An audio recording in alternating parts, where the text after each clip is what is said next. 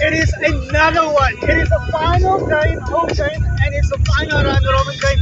It is Poros against JSK. JSK, who's JSK? Listen here. Donay. Ik weet nie wie skyn nie. Okay, hy sê so, maar ek het sê fantastiese atmosfeer wat tans hier. Maar die mense kan ook kom na opsies vir die wedstryd van die so ja, finale wedstryd, die houtyd wedstryd. Maar wat dink jy van die Royal Span vandag? We can win and we can lose. Doesn't matter. We're going to win off the stages. So win, we got two chances.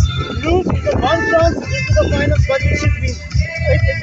Dat gaan we fantastisch daar als daar is een big win. Maar we staan. Wat betekent die win voor ons vandaag?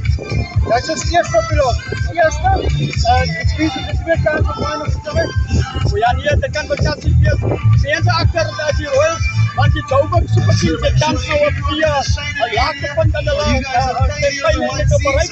Ja, dat is een maak om heel goed te. So, if you're not here, you're going to be missing out.